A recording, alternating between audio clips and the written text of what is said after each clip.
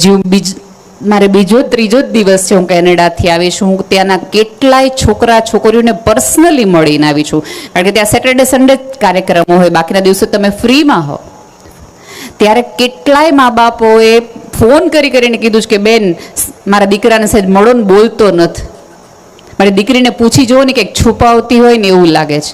પહેલાં તો અહીંયા બેઠેલા તમામ મા બાપને હાથ જોડીને વિનંતી કરું કે 12મા ધોરણ પછી તરત તમારા સંતાનને વિદેશ ન મોકલી દો, કારણ કે એ તાજું લોહી છે, સાવ નવું, કે જેને હજી કોઈ સમજ નથી સાચું ખોટું કોને કહેવાય, ફ્રીડમ કોને કહેવાય, આ કરાય કે ન કરાય એ સમજ ન હોય ને તમે ત્યાં મોકલી દો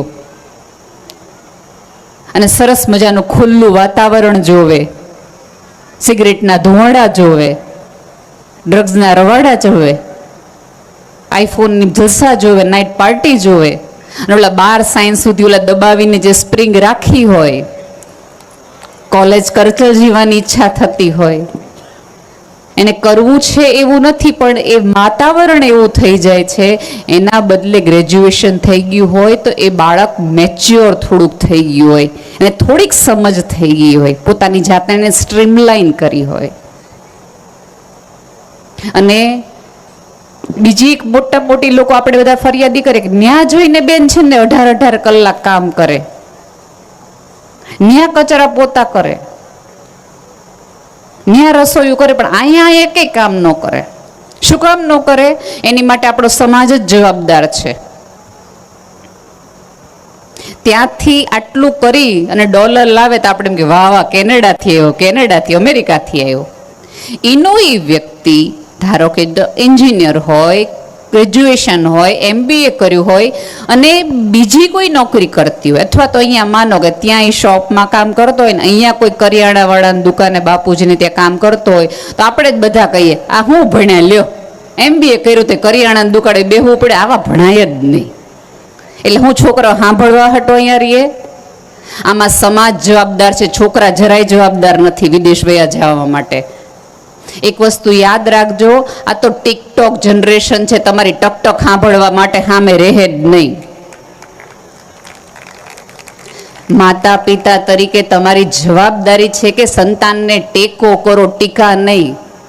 અને બધા મા બાપને ખબર નહીં, પોતાના સંતાનથી જ ફરિયાદ છે, પાડોશીના જ ગમે તો લઈ આવો ને, એના ફલાણા ભાઈનો છોકરો જો, ફલાણા ભાઈની દીકરી જો.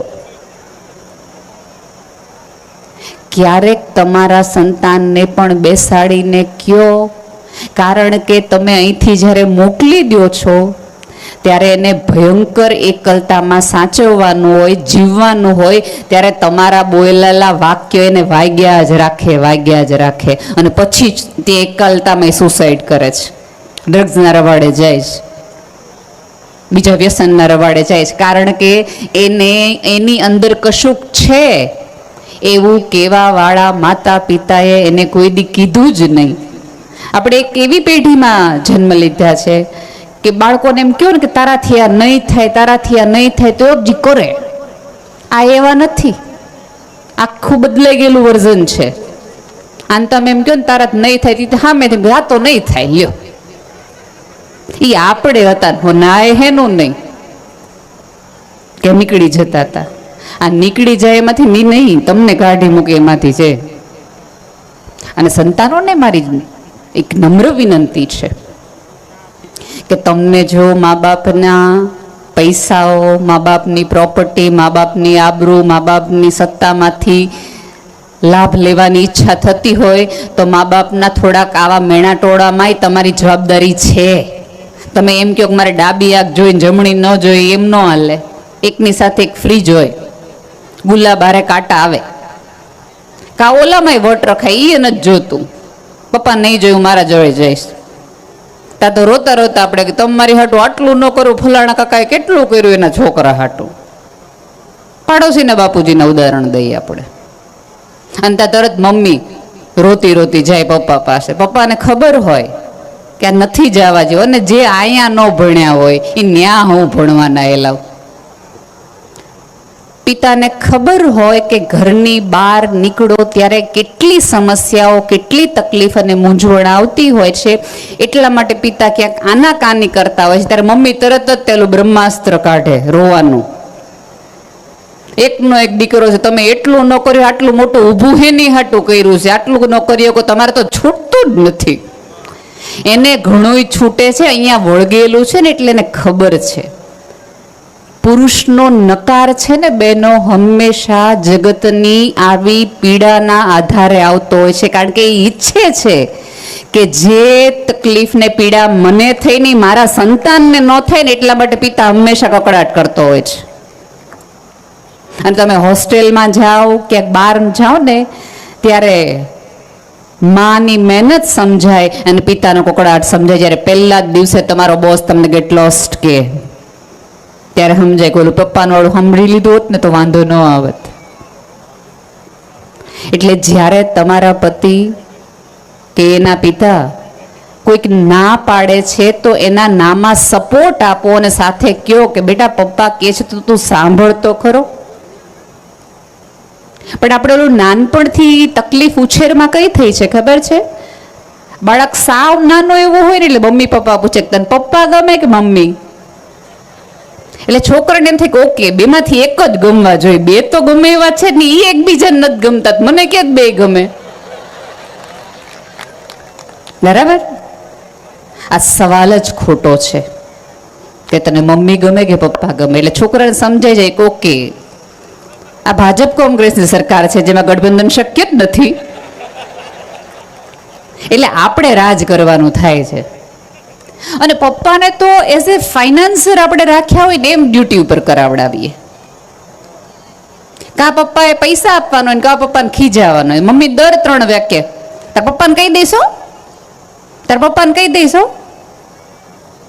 એટલે પપ્પા ઓલા થાક્યા હાર્યા પાછા આવે, ઓફિસની આખા દિવસની માથાકૂટ હોય, 3 વખત બેંક વાળાનો મેસેજ આવી ગયો, હપ્તો ચડી ગયો છે, જે ઉછીના ભાઈબંધ લઈ જવાનું કીધું તું 15 તારીખે દઈ દઈશ, એને દીધા ન હોય, સ્કૂટરમાં એકાદ લીટો પડી ગયો હોય, સ્કૂટર પાર્ક કરતી વખતે 3 જણે કીધું જ્ઞાન નહીં સામે કરો. આવી માથાકૂટમાં થાકેલો હારેલો હાફેલો પુરુષ ઘરમાં આવે અને દરવાજો ખોલીને આપણું પહેલું વાક્ય નીકળે, તમે બધુંય મૂકી દો, પેલા આને સમજાવો તો. એટલે સમજાવવામાં શું આવે? સટાક દઈને એક આવે કે ઓલું બધું ફ્રસ્ટ્રેશન એનામાં હતું. અને બધે પછી છોકરાને એમ થાય કે આ મારવા હાટું હું કામ ઘરે આવતા છે, ત્યાં રહેતા હોય તો ઓફિસમાં. એટલે રોતું રોતું બાળક છે એ મા પાસે રસોડામાં જાય. એટલે મા પાછો સરસ વાળ સરખા કરીને પોતાના છેડાથી આંસુ લૂછીને એમ કીધું, મેં તને કીધું તું ને તોફાન કરમાં પપ્પા ખીજાશે. એટલે પણ તમે એને કીધું કાને ખીજાવ. મા તરીકે તમારી જવાબદારી છે કે જ્યારે તમારા બાળકને એના પિતા ખીજાતા હોય ત્યારે એને કહો કે બેટા તું માન જ એટલા ખોટા અને ખરાબ તારા પપ્પા નથી, તારા કરતા ખરેખર એને દિવાળી વધુ જોઈએ છે. એને થોડીક તો ખબર પડતી હશે ને. પણ આ તો જ્યારે સંતાન પિતાની ફરિયાદ કરે એટલે આપણે એમ કે એનો સ્વભાવ પહેલેથી આવો છે, તને ક્યાં નથી ખબર.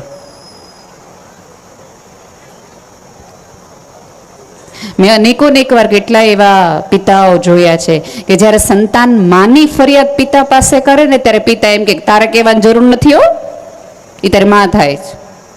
ત્યારે પુરુષ એક કવચનો રોલ લઈ લે છે. એક વસ્તુ યાદ રાખજો, જગતની મોટામાં મોટી તકલીફ એ છે કે તલવારો છે ને મારી નાખો કાપી નાખો ના બહુ જ મોટા ઉદાહરણ દેવાય, પણ જે ઢાલ બનીને રહીએ ને એનું કોઈ ઉદાહરણ ન દે. સાચી તો જરૂરિયાત ઢાલવાળાની હતી, જેને તો એક તલવારના ઘા તમને લાગવા ન દીધા. તમારા ઘરનો પુરુષ એ તમારી આવી ઢાલ છે કે જગતના, સમયના, સ્થિતિના, સમાજના કોઈ પણ પ્રકારની તલવાર તમારા ઉપરની, તમારા કુટુંબની, તમારી 7 પેઢી આવતી બેસીને ખાઈ શકે ને એની માટે આ બધા ધોળાકા થયા છે. અને તમને એવું લાગતું હોય કે પુરુષો બહુ જ આગળ છે, બહુ જ આગળ છે. બહેનો, પુરુષો ભવિષ્ય જોવે છે અને સ્ત્રીઓ અરીસો જોવે છે, એટલા માટે એ આગળ છે. આપણે તો સહેજ શરીર મોટું થઈ જાય, વાળ ધોળા થઈ જાય તો આપણે હવે ક્યાં જીવવા જેવું થયું, જો ને ઉંમર થઈ ગઈ. તમને આજ સુધી તમે ક્યાંય છાપામાં વાંચ્યું છે કે ભાઈઓના વાળ વયા જવાના કારણે ભાઈઓ ડિપ્રેશન આવી ગયું હોય? એક ભાઈએ ઘરની બહાર નીકળવાનું બંધ કરી દીધું, એનું શરીર વધી ગયું. તો એમને એમના શરીરથી એક પણ પ્રકારની ફરિયાદ નથી, એટલે જીવનમાં ઘણાય કામ કરી શકે છે. જે દિવસે સ્ત્રી પોતાના શરીર સાથેની ફરિયાદો કરવાનું બંધ કરી દેશે, એ દિવસે એ પણ એ લેવલમાં હશે. અત્યારે ધારો કે મેં કોઈક બેનને હું મળું અને એમ કહું તમે બહુ સરસ લાગો છો, એટલે પહેલું એનું વાક્ય હું પહેલા જેવી નથી લાગતી, હવે એ તો હમણાં વધી ગયું છે. એટલે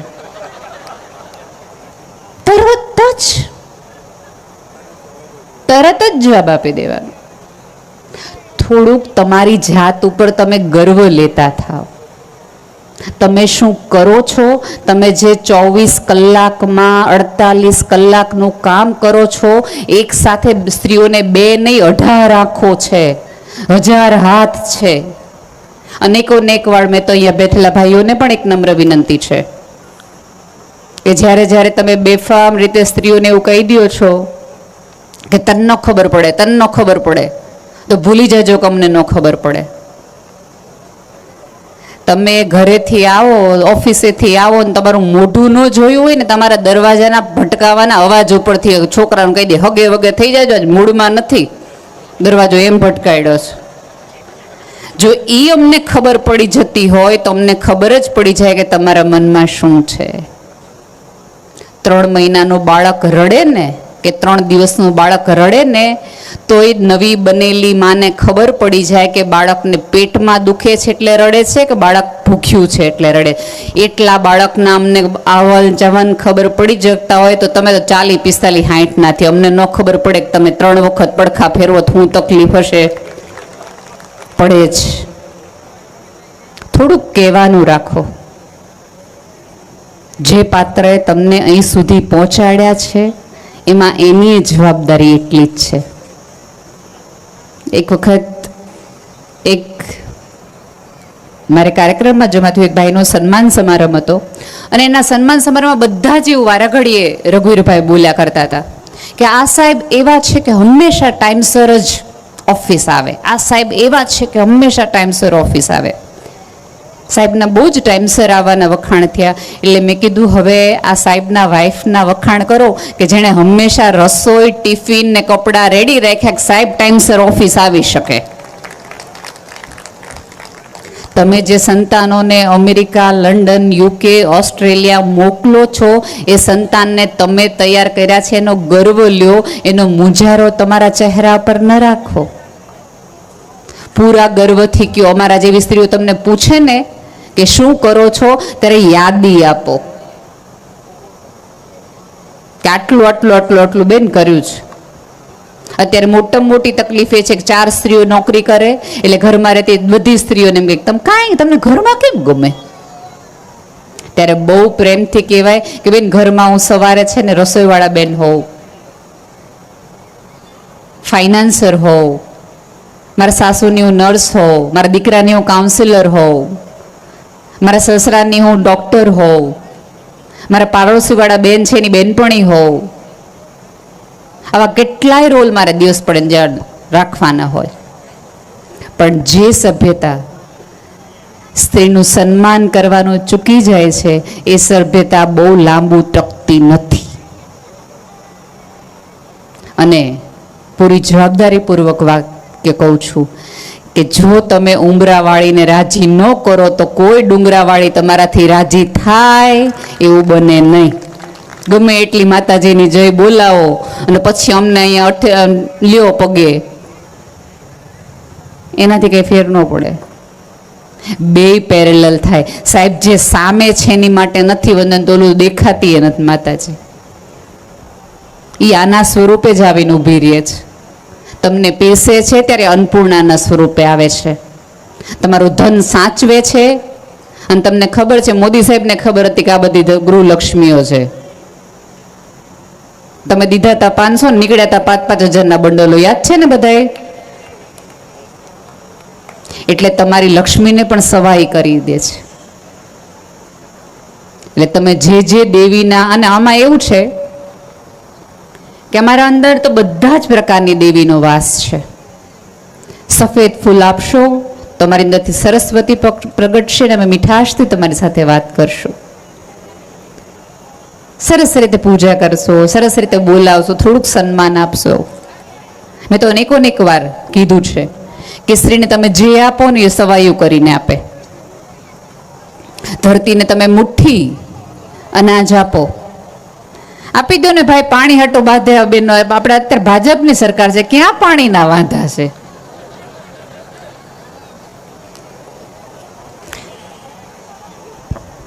આ સંસ્કારની વાતો થતી, દેખાડી દીધું પાણી હટવું તો મેં કરીએ જ તે.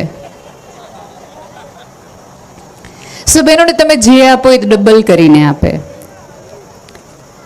ધરતીને તમે કણ આપો, મુઠ્ઠી ભર અનાજ, અને આખું વર્ષ ચાલે એટલું એ તમને ધાન આપે. ગાયને તમે ઘાસ આપો એ તમને દૂધ આપે. સ્ત્રીને તમે મકાન આપો એ તમને ઘર કરીને આપે. સ્ત્રીને તમે ક્ષણ આપો એ તમને સંતાન આપે. એનો અર્થ એ છે કે ઉપરવાળાએ અમારી સિસ્ટમ જ એવી બનાવી છે કે તમે અમને જે આપશો એ અમે તમને સવાયું કરીને આપીએ. તમે અમને સન્માન આપો, 2 ગણું આપીએ. તમે અમને પ્રેમ આપો, થોડોક અનહદ આપીએ.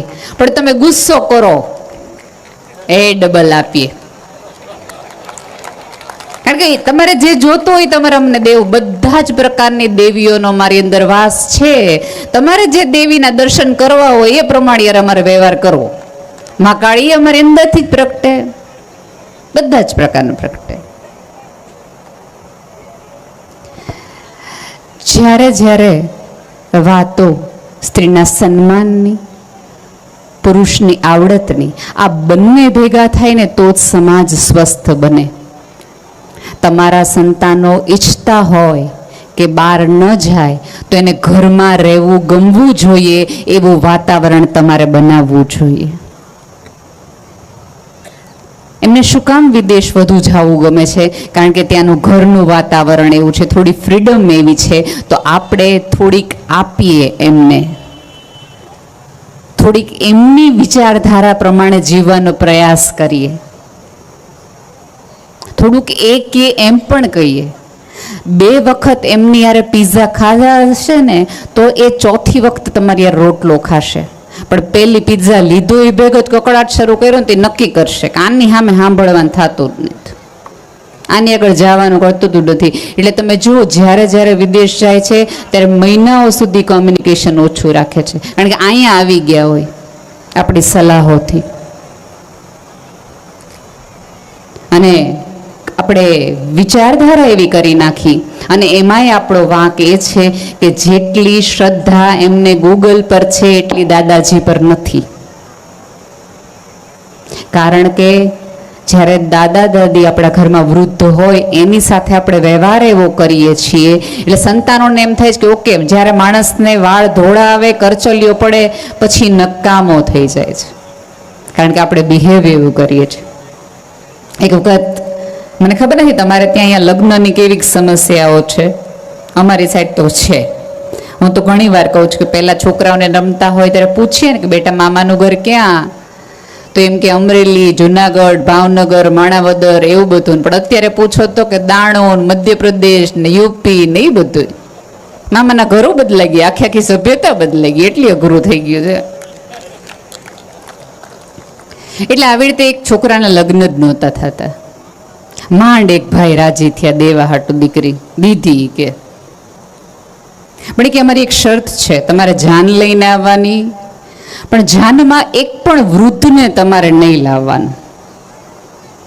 તમારે દીકરી અમારે દૈવી જ છે, તમારું ઘર સરસ છે ને તમારો દીકરો સરસ છે, પણ અમારી શરત એક જ છે કે જાનમાં એક પણ વૃદ્ધ હોવો જોઈએ નહીં. એટલે બધા એમ કીધું દીકરો પરણતો હોય દાદાને ઘરે મૂકી દેશું. પણ દાદા થોડાક પાંગડા, એ કે મારી નામને જમીન વેચીને તું આને દીકરો પરણાવે ને મન જાનમાં નથી લઈ જાવ એમ, એ તો થશે જ નહીં. હું જમીનમાં કાગળીઓ પર સહી ન કરું જો તું મને જાનમાં ન લઈ જતો.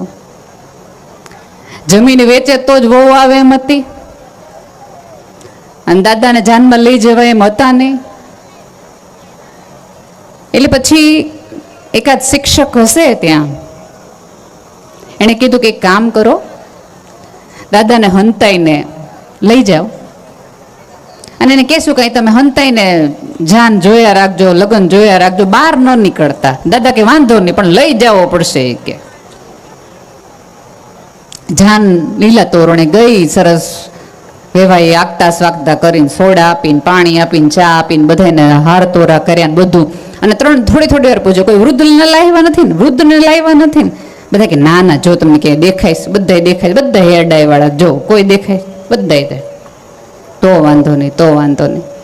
ચા પાણી પીલા, વરરાજા તૈયાર થઈ ગયા, હારબાર પહેરાવી ગયો, લીલામ પોખવા ટાણે આવ્યા હતા. પાછા સસરાજી આવ્યા કે તમે બરાબર છે, એક શરત તમારી હતી કે વૃદ્ધ ન જોઈએ, એટલે તમે નથી લાવ્યા, પણ મારી બીજી શરત એ છે કે જો અમારી દીકરી રેડી જ છે, પંડિતજીએ યજ્ઞ શરૂ જ કરી દીધો છે, હમણાં કરી જ દેવાનું છે, પણ બીજી શરત અમારી એ છે કે અમારા ગામમાં એક નદી છે, એ તમે દૂધની વેવડાવો તો અમે તમારે ત્યાં દીકરી દઈ. એટલે બધા એમ કીધું કે આવું તો કંઈ શક્ય થાય નહીં, ક્યાંથી દૂધની વ્યવસ્થા કરવી, ના તેને બધા માંડ્યા મૂંઝાવાન, બધા સાફા માંડ્યા કાઢવાના, હાર કાઢી નાખ્યા, ચપ્પલ પહેરવા માંડ્યા, ને વરરાજ જાય ત્યાં રોવા જેવો થઈ ગયો. ઓલું બધું ઢોલ શરણાઈના અવાજ બંધ થઈ ગયા ને, એટલે દાદા જે હંતાયેલા હતા ને એને પૂછ્યું કે આ બધું પૂરું થઈ ગયું, ઘરે આવી ગયા? એટલે કે નાના બહાર નીકળી જાઓ, હવે કઈ લગ્ન થાય એમ નથી. એટલે કાંઈ કે શું થયું? એ કે આ જોને છોકરીના બાપાએ બીજી શરત મૂકી છે, એ કે દૂધની નદી રાખો ને તો જ તે કે જાન લઈ જવાની, બાકી નથી દીકરી દેવી. એ કે તેમાં મૂંઝાઈ હો ગયા? કે હું મૂંઝાઈ ગયા? એ કે દૂધની નદી એમ હેલી છે. એ કે તમે ખાલી છોકરીના પપ્પાને જઈને એમ કહો કે અમે દૂધની વ્યવસ્થા કરી નાખી છે માણસા ગામમાંથી, આ પાણી ખાલી કરાવી નાખો ખાલી નદીમાંથી. કે આટલું થઈ જાય ને એટલે દૂધની નદી થઈ જાય ને દીકરી આપણે લઈને જશું. ગયા ને પછી એમ કીધું તમારા જાનમાં કોઈ વૃદ્ધ અનુભવી માણસ આવ્યો છે? સાહેબ, જે દાદાને તમે નકામા ગણો છો, તમને કાંઈ ખબર નથી પડતો એ ગણો છો, એ દાદાએ તે જમીન ન વેચી અને તમારી માટે જમીનના ટુકડા રાખી મૂક્યા, કાળી ચામડી કરી, એના આધારે તમે 2 બંગલાવાળા થયા છો. એટલે એમ ન માનતા કે દાદાને ખબર નથી પડતી, એને જીવવાના જલસા પડતા હતા. અને રાધર પૂરી સભાનતાથી કહું છું કે આ છેલ્લી પેઢી છે કે જે માત્ર ને માત્ર પોતાના સંતાન માટે જીવે છે. અત્યારે આમાં બેઠેલા તમામ વૃદ્ધોની સામે કદાચ ભગવાન આવીને ઉભો રહીને કે માગ માગ તારે શું જોવું, તો કોઈ એમ ન કે મને અમિતાભ બચ્ચન બનાવી દો, મને મધુબાલા બનાવી દો. એ આજે એમ કે મારા દીકરો થોડોક દુઃખી છે, એને સારું કરાવી દો, મારો નાનો દીકરો થોડોક દુબળો છે, એનું ઘર ન થરખું હાલતું, મારી દીકરીને ત્યાં દીકરો નથી કરી દો. આજે તમારા પોતાના માટે નહીં, પોતાના સંતાનો માટે માંગતી આ છેલ્લી પેઢી છે.